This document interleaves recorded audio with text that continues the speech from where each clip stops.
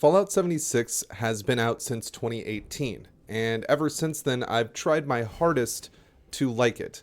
I've done everything I could to make excuses for why it was broken or why there was bugs. Hey, it's Bethesda, of course it's going to be a little buggy. But still, almost 3 years later, we are dealing with a broken, buggy game. And not only are we dealing with a broken, buggy game, we're dealing with a broken, buggy game that Bethesda insists that we need to spend more money on. With constant Atom Shop updates instead of fixing glaring problems from fans, the future of Fallout 76 looks more like a cash grab, which everybody could have expected, than actually giving players what they want. But first, I want to talk about today's video sponsor, Surfshark VPN. Surfshark is a VPN, a virtual private network, and it's available as an easy-to-use app and browser extension. A VPN basically lets you place your PC, laptop, or phone anywhere in the world and allows you to access the internet as if you were in another country. Now, while this can lead to you being able to view content that would normally be blocked in your country or not available in your country, it also encrypts the data that you're using with an extra layer of security to keep you safe while you're browsing online or to keep any of your browsing activity hidden. People in the US who might enjoy The Office and enjoy watching it on Netflix can easily use a VPN to access The Office or Friends, still currently on Netflix in other countries. And for fellow streamers, it's a great way to keep your IP address safe when you're doing a stream to prevent DDoS attacks or any unwelcome visitors from getting your information. So if you're looking to use a VPN and you want to help the channel out more directly, make sure to check out Surfshark and use my code MANTIS to get 83% off plus 3 extra months for free. You can see the link on the screen and in the description below. Surfshark offers a 30-day money-back guarantee, so there's no risk to try it out for yourself. Now, this is an uncharted territory for me. I've complained about Fallout 76 nearly its entire existence. I remember when the beta came out and I wanted to like it badly, but even everybody around me who saw me playing it, anybody who saw my reaction post-beta of Fallout 76, immediately knew that there was something disappointing, or at least I had disappointment with it. I wasn't alone. But we're a long ways away from the beta at this point. The beta is now 3 years behind us, and it seems as if 76 really isn't pulling its own weight, in my opinion. Now, a lot of people would argue that the game has gotten better. Oh, these updates that have been added in various areas of the game, you can cite anything really because everything's been improved on. It's gotten better, therefore it should be fine, but it's not fine. The reason it's not fine is because even with the improvements of 76, even with the constant updates and things being added to the game, you're still dealing with something that doesn't really even seem to have any passion in it. And if you're looking for a Fallout game, again, I'm going to have to reiterate that 76 is not the place a lot of people should go.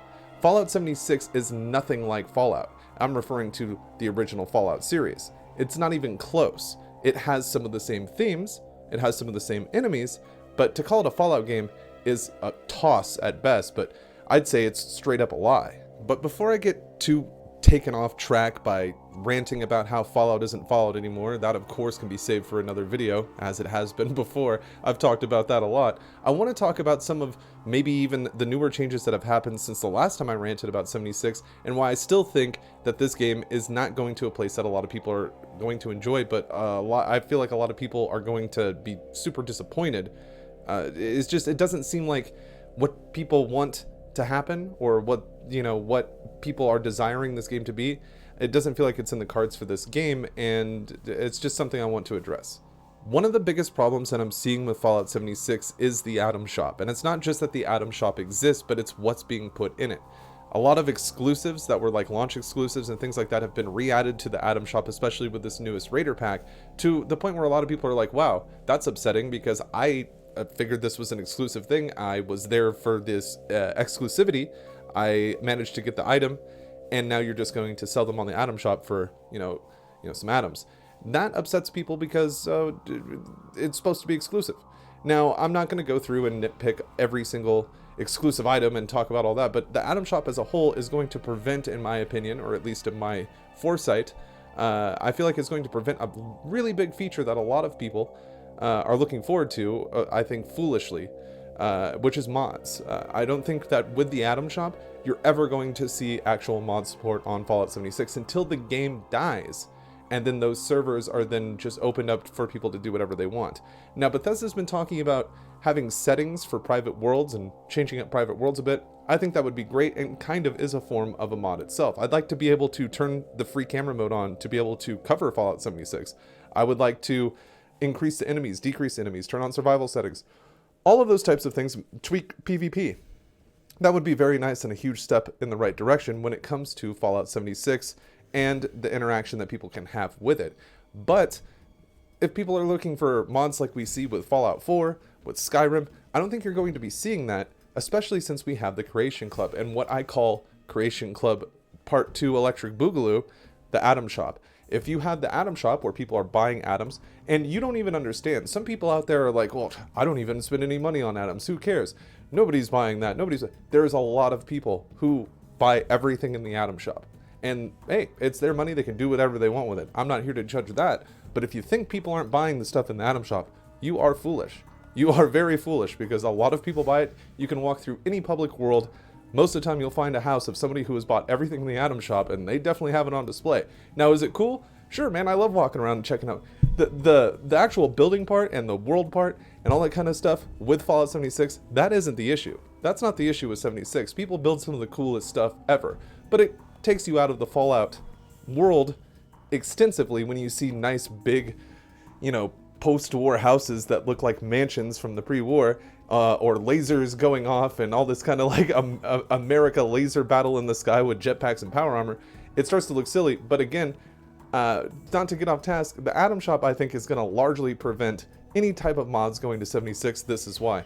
Because if you can sell those same mods, why would you not do that? Especially if you're Bethesda, who has a track record of thinking that way. But not only that, you put them in the Atom Shop, you have no worries about someone editing those files, ruining anything, doing anything that's going to affect the game for everybody else. So you can control it, you make money off of it, bada bing, Atom Shop. Really feel like that's going to prevent the mods. And I keep referencing to 76 as being a buggy mess. Now, what I mean by that is there's still very big bugs in this game that aren't being addressed. Now, maybe they're being addressed internally, but I don't see, a lot of people talking about them being addressed by Bethesda in the public. So maybe I'm wrong. Maybe Bethesda knows about these and they're trying to fix them. But for like 3 or 4 months now, every time I do a daily ops, and keep in mind, I only play this game maybe twice a month at this point to justify having a Fallout First membership. I'll stream it a couple of times a month. And that's because I've lost so much interest in it because I just don't find it entertaining anymore.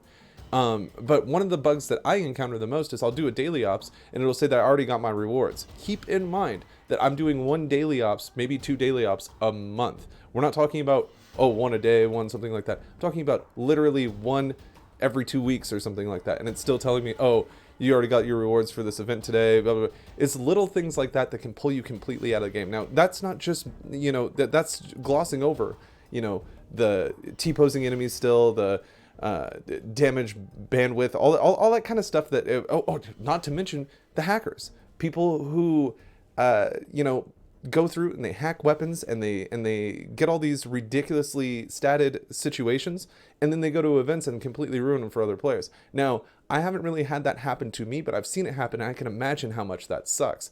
When, I just launched a nuke, worked to get a nuke going, hit the Scorch Beast Queen comes out. By the time you fast travel there, somebody's already literally leveled the entire place with their modded weapons. That's not kosher, and Bethesda should be addressing that. But I think they don't know how to fix that. And that's another problem, is the complete, total lack of experience Bethesda has with this type of situation. Now, of course, the studio that they acquired and then turned into the 76 Studios, what I'll call it, they have a little bit of experience from before 76 with online games. But it wasn't to the extent that 76 is. It didn't have this kind of player base. It didn't have this kind of backlash. It didn't have anything like this. So it's just, I feel like there is a lack of experience working there. I'm not saying I could do any better, but that's probably why these things aren't being fixed, just because they don't know how to fix them without breaking even more.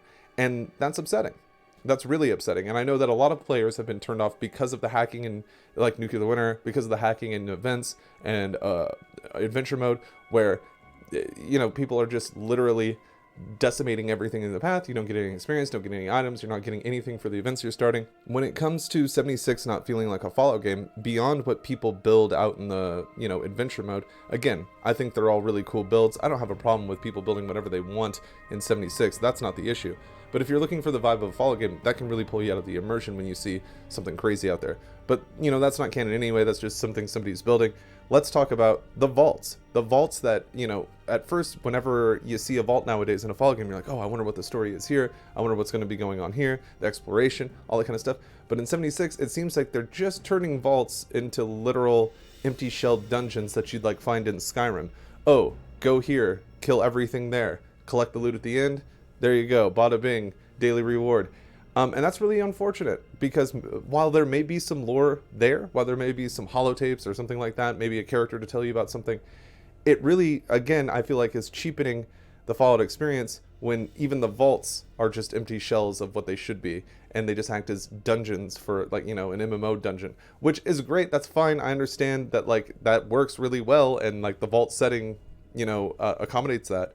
I'm just saying it takes away from the feel of being an actual Fallout game. And finally, I want to touch on the ever-growing role that the Brotherhood of Steel seems to have in Fallout 76. Now, I have a huge problem with the Brotherhood being in Fallout 76 at all, to begin with. The fact that we even found remnants of the Brotherhood of Steel at all was silly to me, and the fact that they've walked all the way from Hidden Valley, you know, California, all the way over to, you know, West Virginia, Appalachia area, you know, where we're at in 76, the fact that that's happened is so mind-numbingly weird to me, that somebody was like, oh yeah, we'll just have the Brotherhood, you know, walk over. I've made videos talking about that before, but that's still irritating to me. And the fact that they plan on doubling down on this with further, you know, more and more content, and they're talking about opening up to new world spaces, I can only imagine that, you know, some people are speculating, oh, we'll get to go to DC, or we'll go to the Commonwealth. I have a bigger feeling, since everything is so wrapped up with the Brotherhood, that they're going to try to ship us over to New California in a vertibird or something fucking stupid, and it'll be very bittersweet, to say the least. I'd love to see California and that whole area during this time period. I'd love to see maybe some of the places that we saw in Fallout 1 and 2. But to do it this way might actually cheapen the experience for you. It might actually, like, leave a sour taste in my mouth, which is unfortunate. But I just feel the constant Brotherhood of Steel jerkfest in Fallout 76 is a hindrance to the game.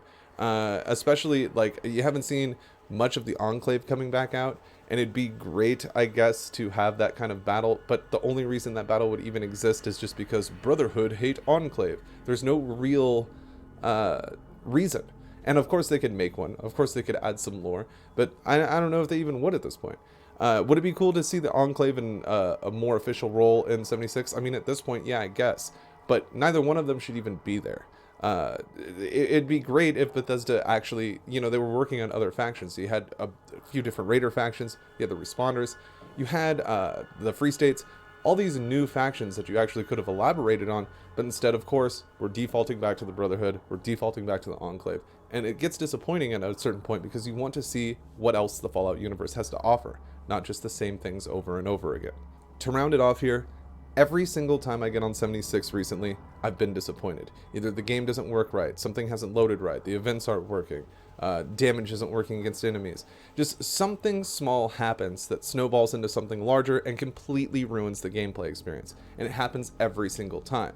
There hasn't been a game that I've played, that I play regularly especially, that literally disappoints me every time I play it.